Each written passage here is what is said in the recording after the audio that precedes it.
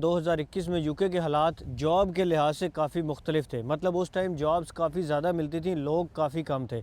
Even कि मैं शुरू में कुछ ऐसी जॉब्स भी मुझे मिल गई थी जो मैं एक्सपेक्ट ही नहीं कर सकता कि मुझे ये जॉब्स भी मिल सकती हैं। उस टाइम जो भी बंदा चाहे स्टूडेंट पे आता था, डिपेंडेंट पे आता था, उसको जॉब्स ईज़िली मिल जाती थी। लेकिन आहिस्ता आहिस्ता हालात ख़राब इस वजह से हुए क्योंकि स्टूडेंट्स काफ़ी ज़्यादा आ जाए तो जॉब्स की ज़ाहिर है ऑब्वियसली फिर कमी हो गई। तो लेकिन फिर उसके बाद ये होता था कि जो डिपेंडेंट्स आते थे, जिनको full time right to work होता था, उनको जॉब मिल जाती थी। लेकिन स्टूडेंट्स को जॉब मिल तो जाती थी लेकिन मुश्किलात होती थी, किसी को महीने बाद मिल गई, किसी को 2 महीने बाद मिल गई। लेकिन अब के हालात क्योंकि मुख्तलिफ है, क्योंकि अब जो है वो सैचुरेशन काफ़ी ज़्यादा है, जॉब्स मिलने में काफ़ी मुश्किलात आती हैं। ख़ासकर जो स्टूडेंट्स आते हैं उनकी स्ट्रगल्स उस टाइम भी काफ़ी ज़्यादा थी, लेकिन अब जो है वो स्ट्रगल्स काफ़ी ज़्यादा हो चुकी हैं ड्यू टू दिस रीज़न के सैचुरेशन काफ़ी ज़्यादा हो चुकी है। तो इस सिनेरियो को भी माइंड में रखेंगे और काफ़ी सारे रूल रेगुलेशंस जो उस टाइम थे, जैसे फॉर एग्ज़ाम्पल तब जो है वो स्टूडेंट अपना वीज़ा स्विच कर सकते थे, टियर 2 की जॉब्स मिलना ईजी थी। उस टाइम केयर वाली आपको पता है एक गेम चल रही थी, केयर वर्कर्स की काफ़ी कमी थी। टियर 2 यानी कि स्पॉन्सरशिप स्विच ईजी हो जाता था, स्टूडेंट्स का भी हो जाता था, डिपेंडेंट का भी हो जाता। फिर उसके बाद आहिस्ता आहिस्ता उसके लोगों ने पैसे डिमांड करना शुरू कर दिए और अब हालात ये हैं कि अब पैसे दे के भी लोगों को जो स्पॉन्सरशिप मिलती है वो कितनी ज़लालत वाली मिलती है, उसका आइडिया काफ़ी लोगों को होगा। वैसे अगर स्ट्रगल की बात करें, उस टाइम काफ़ी ज़्यादा स्ट्रगल थी, अब भी स्ट्रगल है, लेकिन अब उससे डबल स्ट्रगल आपको करनी पड़ती। पहले अगर आपको 1 महीने में जॉब मिलती थी, अभी आपको 2-3 महीनों में जॉब मिलती है।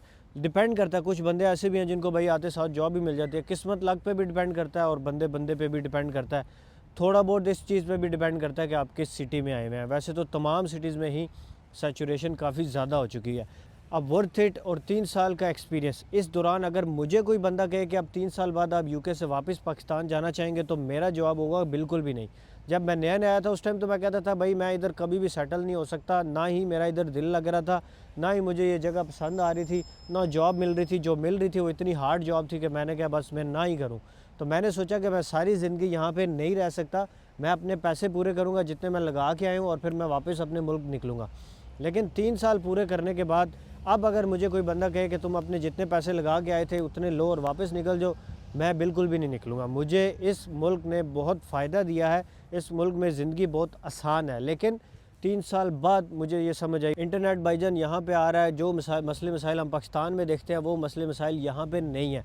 यहाँ पे सबसे बड़ा जो यूके में मसला है वो एक ही है, वो है सेटलमेंट का मसला। यानी हर बंदे की यहाँ पे सेटलमेंट नहीं होती।